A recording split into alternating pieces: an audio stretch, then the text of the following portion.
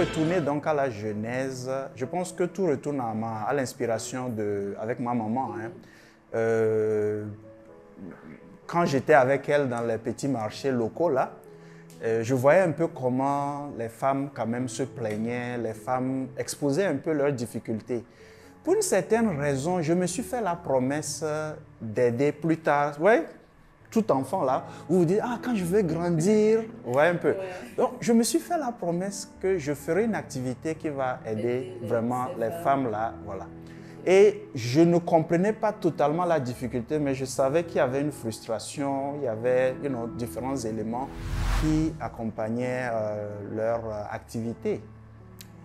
Alors, j'ai grandi, j'ai passé mon cursus scolaire et déjà au collège Chaminade, pour une certaine raison, je savais que l'informatique sera un élément clé.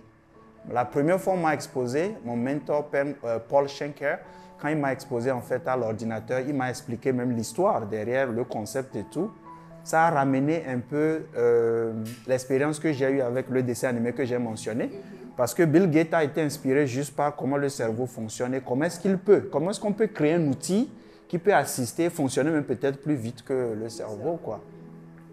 Et progressivement, j'ai vu alors toujours de l'inspiration avec elle, j'ai vu un peu le monde économique, le monde des affaires, si on va le dire, le monde des entreprises aussi devenir exactement, devenir une inspiration, d'accord? Et c'est ça qui a démarré en fait mes activités professionnelles et ayant appris d'elle ces principes que j'ai mentionnés au début, j'ai vite compris que être humain qu'on est, on est co-créateur. On ne peut pas co-créer si on ne suit pas les mêmes principes qui nous ont créés en fait.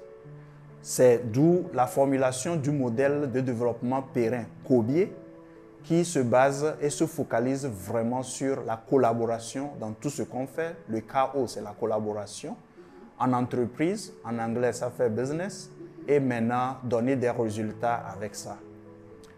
Alors, je pense, j'ai démarré normalement ici. Quand j'ai fini, déjà en première année, j'étais déjà exposé aux activités commerciales et tout. Déjà en première, deuxième année, aucune entreprise locale à Lomé voulait vraiment expérimenter. Vous voyez, quand j'en parle ou bien quand vous en parlez, je suis sûr que l'audience, c'est encore quoi, ces trucs-là, vous suivez un peu. Donc, c'est la même chose avec les entreprises que j'approchais. Et c'est une dame, mère d'entreprise, dans le secteur agroalimentaire, qui a dit, ah, qu'est-ce que j'ai à perdre? Déjà, j'ai des problèmes. Si ça peut m'aider, on va essayer. Alors, on a travaillé avec la dame. On en a fait une entreprise qui produisait pratiquement 1,5 milliard quand je quittais. Elle était dans quoi? Elle était dans l'agroalimentaire. Okay. La distribution quoi, des produits agroalimentaires. Alors, c'est là où le département d'État américain, je vais laisser l'historique autour, hein. Le département d'État américain a accepté en fait m'inviter pour un programme d'échange culturel et professionnel aux États-Unis parce que quand je leur ai parlé de ça, ils m'ont juste dit que ce modèle paraît banal, mais les entreprises en ont besoin, même en Amérique du Nord. Alors, pour quelqu'un qui n'est jamais sorti du Togo, c'était comme OK. Mais moi, j'étais curieux à savoir parce que dès qu'ils m'ont dit ça, je me suis dit, si les pays supposés développés disent à un citoyen lambda comme moi, mais le modèle banal hein, dont tu parles là, les entreprises en ont besoin, je me suis dit, arrivé là-bas, il faut donc que je puisse comprendre quelque chose. Il doit y avoir une science derrière ce qui m'a toujours guidé en fait. Parce que pour ma maman, déjà, de voir en moi comme enfant, comme je l'ai dit, hein, avec l'école et tout ça, là, je me suis dit, quelque chose la guidait. Et tout ce que j'ai fait, je sens aussi que toujours, il y a cette voix intuitive-là, il y a cet instinct-là, dont chacun, nous avons ça, hein, Anna, qui me guidait.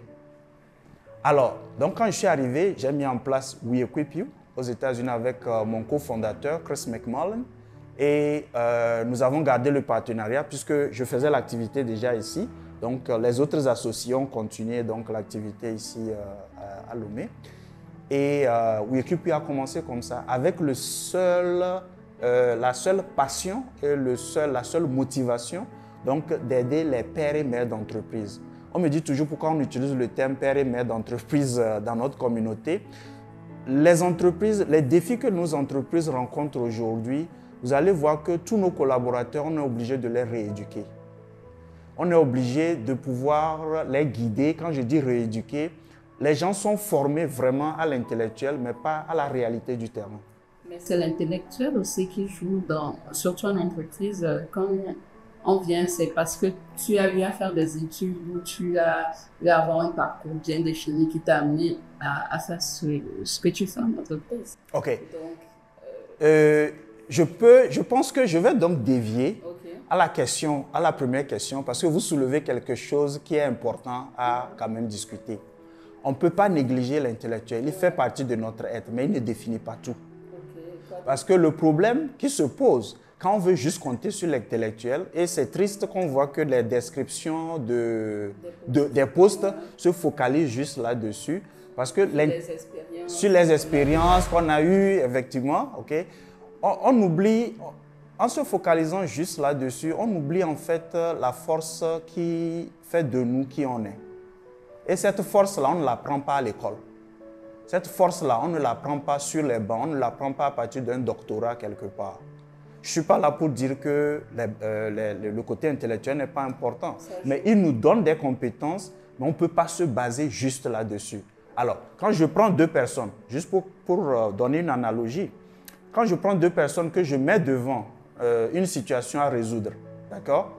La manière dont ils vont approcher la résolution de ce problème-là, ce n'est pas la même chose. Et vous allez voir, il y a un des citoyens qui a écrit un livre, « L'Afrique souffre de ses intellectuels ». Okay? Parce qu'on a trop caricaturé tout sur juste le côté intellectuel. Mais l'être humain, il est fait de trois côtés, l'intellectuel, l'émotionnel et le conatif, dont on n'en parle pas beaucoup. Et ce conatif définit en fait comment est-ce que nous prenons des actions.